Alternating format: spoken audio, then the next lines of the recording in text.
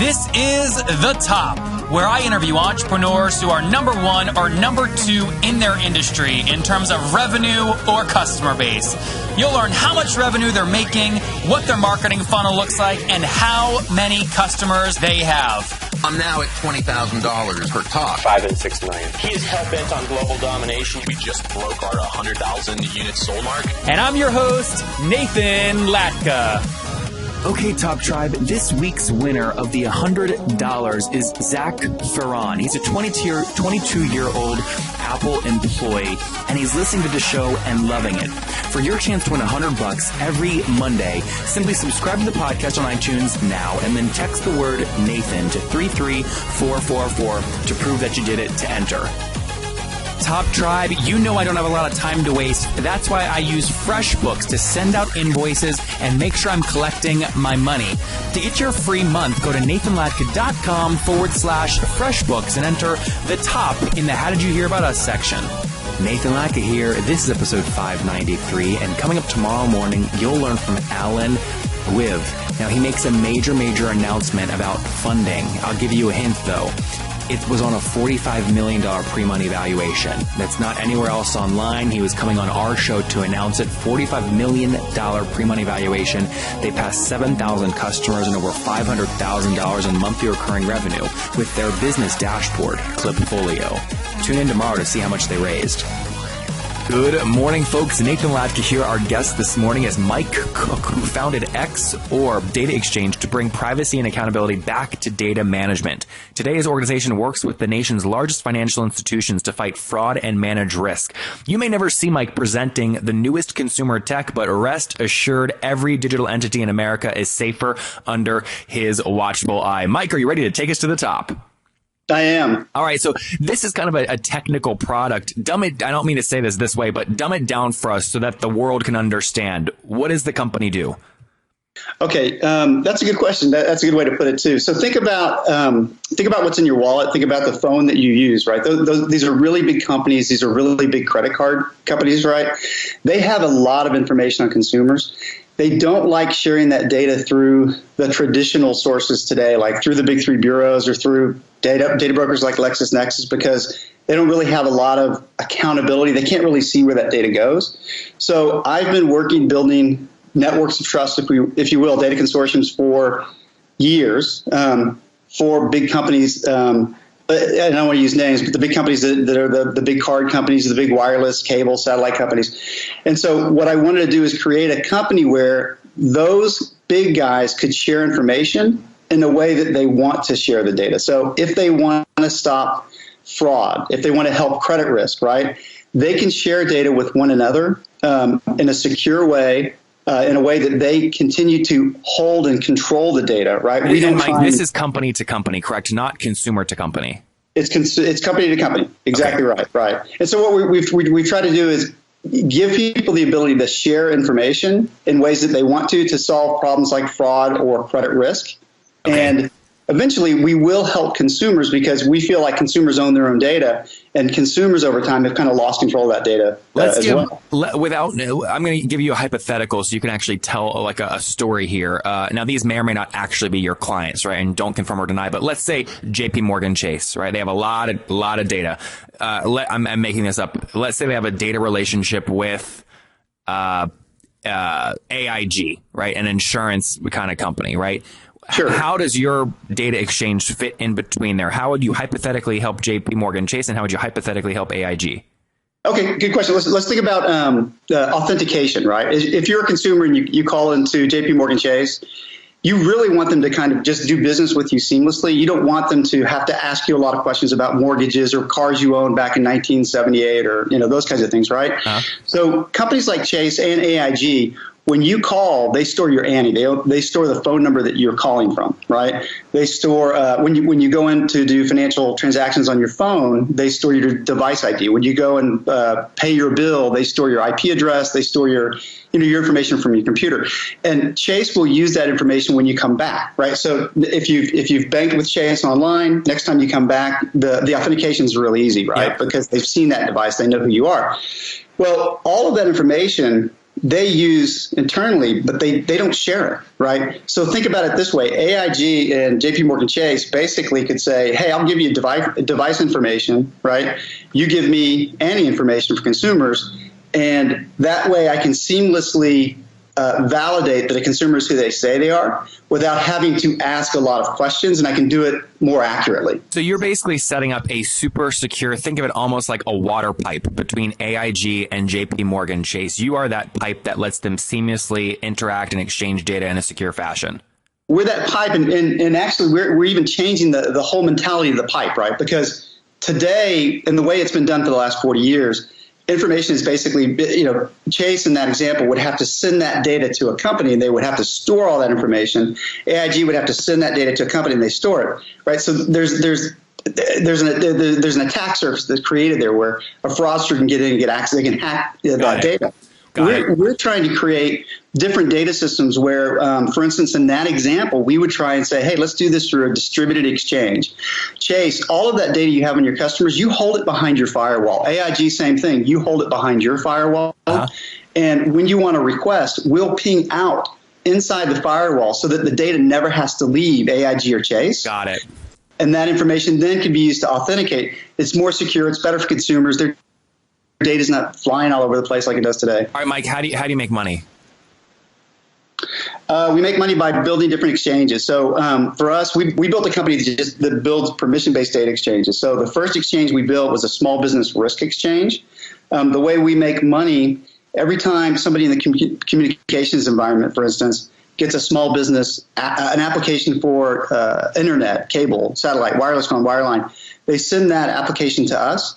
We charge them so many pennies, right? And then we return to them. Who is them? Them is going back to our original example. Them is the JP Morgan Chase. Well, in this example, this is because this was a small business risk exchange. The first one we held up, it's for the big communications company. So again, I can't say the names, but you could easily say, names of the big companies. And like those AT&T, but a company like that. Yeah, a company like that. And those are the guys that we work with. And so the way we make money is we do transactional fees based on, every time we return data. Right, and AT&T is paying you this, pennies for each kind of exchange. Companies like that, yeah. And then pennies per exchange, dimes per exchange. It depends on how much money we can save, and then also depends on the loss rate, if you will. So it's like a pay-as-you-go model. Yeah, it's pay-as-you-go, and we're building a new exchange now. I can't say what it is because we haven't released it yet, but we're building a new exchange we're focusing on big financial services companies where they can exchange fraud information, and in that exchange, we are going to do more of a subscription-based model where. Okay. Is any of your current revenue SaaS-based, or is it almost all pay-as-you-go? It is all pay-as-you-go. Okay. All right, good. Yeah. And then take us back. Give us some more history here. So this, and sorry, I just had to get really clear on kind of what the business is and how you generate revenue, because it's a technical business. When did you launch the business? We launched it in January 2014. Okay. And do you remember what first year revenue was? It's always embarrassing. It was nothing. So it took you over a year. It took you over a year to build up the thing. Yeah, and what I did is I put in $800,000 on my own money over the first year. Where'd you get that money? I sold a company called ID Analytics to a company called LifeLock. Okay, and when was that? What year did you sell that in? Oh God, 2012 maybe, 2013, 2012. And when did you start that company? Started that company 12 years prior. Okay, got it. So you started in 2000, sold it in 2012. Yeah. How old were you in 2000? Oh, good Lord. I'm 53 now, so I 17, right? Yeah, there you go. Right. Or does that make you 45, something like that? Yeah, something like that. Okay, good. So 45, you built a company, an analytics company. You sold it to LifeLock. Was that I assume that was a multi-million-dollar exit? It was. Okay, and were you the sole founder? No, me and two other gentlemen. Okay, so that's where you got your initial capital. You then right after you sold that, you went into XOR Exchange. Is that what happened? No. After I sold that, I went and I tried to go to a big company. I am not a big company guy, but for some reason I thought, I'll go ahead. Maybe I'm getting older, so maybe I can try out working for a big company. And it didn't work. I just don't work and play well in large companies. So I did that. I went to a small subprime credit bureau that was. I wanted to learn about offering credit to consumers, but it was in the payday environment. I didn't really like that much, so I left. Took a year off and determined what I wanted to do, and it was build XOR. So we started the company in 2014. And have you raised capital or totally bootstrapped with your own capital? Bootstrapped at the beginning. This is the kind of company where you really do need some pretty good capital because we're working with the companies that you had mentioned. Those companies that size, right? You got a lot of regulatory requirements, a lot of security, a lot of hardware. You got to buy people. So how much have you raised? Raised $6 million to date. Okay. And we're going to close on another $2 million here today. Oh, congratulations! That's exciting. Thank you. Well, yeah, it is. Is that a bridge? It sounds like that's a bridge loan or something. Yeah, I mean, we're building the company. Things never happen as fast as you would like, of course. But we're signing some reseller deals, big distribution points that you would know that I can't mention yet because we haven't announced them. Was the $2 million that you're announcing today, is that on the same terms as your last round, or are these like a new equity round? No, same terms. Same term. Okay. And when did you raise capital before the $2 million? What was your last round? I think it was in August. And was that the full $6 million or a part of the $6 million? No, it was a part. We did a 1.8 convertible debt early for seed. And we did a 4.2 on an A. And that was on an NA. What's that? On an A, on a Series A. Oh, Series A. And you said that was in August 2015? Yeah. Okay, so about what is that, a year and 6 months ago. So you were able to convince those Series A investors to let you give the same terms to someone that just invested an additional $2 million today? No. So most of the money's from the existing investors. Oh, got it. They just put more in. We did do, I raised some outside just because there was a couple, and I haven't mentioned it. We'll announce it, but there was one angel that put money in that is very, very recognizable in this industry and brilliant guy. So I was very lucky to get him in the cap table. And then the other one is a very interesting company that, very interesting CEO. They're putting money in. And the reason I wanted them in cap table, they have a very good understanding of consumers, this direct consumer marketplace, which for me, I've always been B2B. But there is a very good play for us in the consumer marketplace. So I feel like adding these new guys to the table, the cap table, are going to help expand us into the consumer market. What I'm trying to get at, though, because a lot of people go through this, and so they're going to learn from your story. The $2 million additional that you're announcing today that you took, was it on the same exact term sheet, same valuation, everything that you did about 16, 18 months ago? Yes. Okay, got it. How did you convince the investors that came in 18 months ago to extend those same terms? They're basically now, the people that just came in have 18 months less of risk than the people that went in 18 months ago. How did you convince them? It was, I wanted these other guys in the cap table, basically. So that's the way to do it. Yeah. And for me, I could have raised a Series B. Raising a Series B in this environment is not the easiest thing to do. Why? I think what happens, I saw this a couple of years ago, the unicorns, right? The unicorns come out and here's our high valuations. Well, their valuations are coming down. And I think that kind of hurts the VC marketplace. So raising a Series B is more difficult. So what I want to do, I want to focus on the business. So for me, it was very easy to just extend the A and raise additional capital and then get back in the business of XOR. And give us a sense of size today. How many total customers are you working with?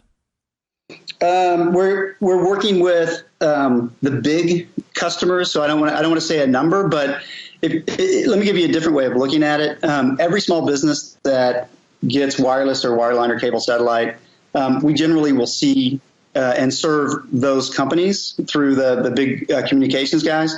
And then with the big financial services folks, again, if you work with the top 6, 7, 8 financial services companies, you're really covering 90% of America. I mean, that's what I'm trying to get at. Like, is this your average? Is this a kind of a low volume, high average revenue per customer business? Meaning maybe you have less than 100 customers, Correct. But you cover a massive part of the market. Is that the model? Yeah, very from like mini startups now, right? Where you may have hundreds, thousands, millions of users. We are very successful on dozens of companies. Got it. Okay, so you have dozens of companies paying you. That covers a large portion of your market. That's nice. You only have to deal with a few touch points. Where are you guys at in terms of team size today? We're 10 full-time, one part-time. And are you cash flow positive yet? No, not yet. Yeah. I was going to say, there's no way you could be because you just raised a bunch of money. Yeah. And it's and that's not a bad thing, right? So different companies, I think, get to cash flow positive in different ways. So for us, we have a big technology investment we have to make up front. And once we make that, we have a proof, even though I've been doing this for almost 3 decades, we have to prove to the big guys that, we can still build new things that work. And then you got to get through a lot of the regulatory stuff. So, our investors recognize that this is a long, slow ramp. But then once you start to make revenues, the ramp grows pretty substantially. What's your revenue goal for 2017? That would make you really happy if you hit it. Well, I'll tell you this. We've got, I don't want to give you numbers, but we've got 10 employees. I plan on bringing one more on. That's not a big burn rate. So for me, when we exit 2017, we will be cash flow positive. Mm-hmm. And I will be happy with that. Are all your employees in Austin? We have most of the employees in Austin. The two field people, one's in Miami and one's in North Carolina. And are they mostly tech like developers? Yeah, mostly really interesting, geeky tech guys. Yeah. Well, I'm going to assume that at 10 people, maybe you have 11 by the end of the year, on an average salary of about 110 grand, you're going to do over $1 million in 2017 if you want to get to cash flow positive. Is it fair to say that? Yeah, at least, yeah. Okay, awesome. Yeah, the reason I have 10 employees is that, they are a little bit better paid because I've been doing this for almost three decades. So when I started this company, I called these guys, it was the best, technologist, the best analytics guy, the best people that I knew. Yeah. So they're a little bit more expensive on a average basis, but well worth their salt. Okay, Top Tribe, as many of you know, I sold Heyo, and everyone is always asking me what my expenses were when I was building Heyo. Well, a big expense was that I spent over $3,000 per month on financial services to keep me out of trouble in terms of taxes. My mom would always harbor me, Nathan, you gotta keep all your receipts and put them in a freaking box or something to make sure you don't get an audit or things like this. I'm like, Mom, I'm a millennial. You think I'm gonna keep all these receipts?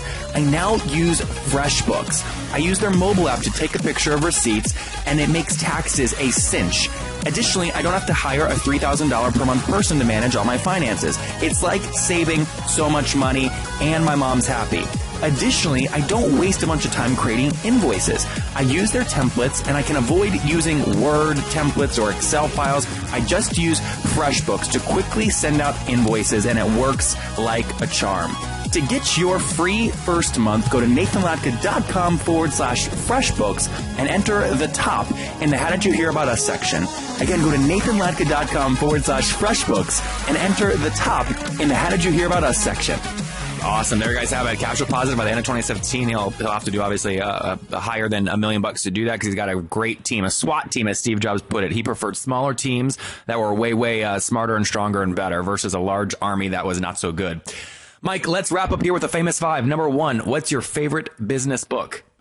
I read a long time ago, How to Win Friends and Influence People by Dale Carnegie. Number two, is there a CEO you're following or studying right now? Yeah, a guy named Sam Yagan, who's at ShopRunner now. He made money at SparkNotes and then OkCupid. Number three, is there a favorite online tool you have, like Acuity Scheduling? I do. It's not one that you would probably think of. It's Periscope. I travel nonstop. I have 5 children, and Periscope is something that I can kind of watch them play sports or perform. Like the Twitter Periscope? Yeah. I was watching Periscope before it was Twitter. So I've used it for a while just because I hate to see my daughters sing beautifully, and I hate to see them. I hate to miss that. So yeah, I love that. Yeah. How many kids do you have? Five. Wow. And they're all the way from 21 down to 7 or 8. I can't remember. Wow. So do you get 8 hours of sleep every night? No. and how old are you today? Who does, right? I'm 53. 53 and married, 5 kids, right? Yes. So last question, take us back 23 years, or actually 33 years. What do you wish your 20-year-old self knew? That you should go to anger management.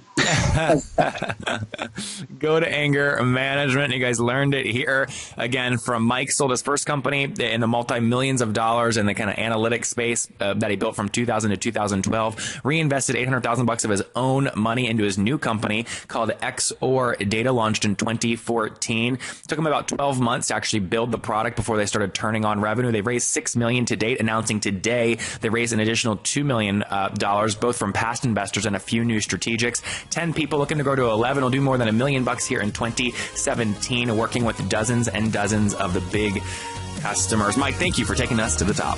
Hey, thank you very much. I appreciate it.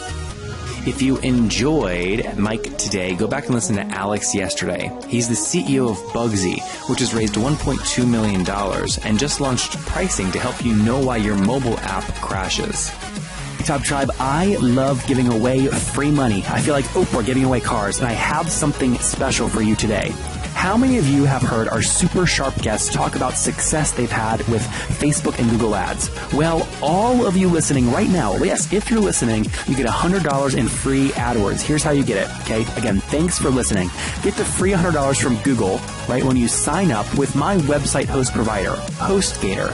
Go sign up now to get your free money. HostGator.com/Nathan. Again, that's HostGator.com/Nathan. Okay, Top Tribe, I'll see you bright and early tomorrow morning. And don't forget, before you listen to any other episodes, subscribe on iTunes right now for your chance to win $100 every Monday.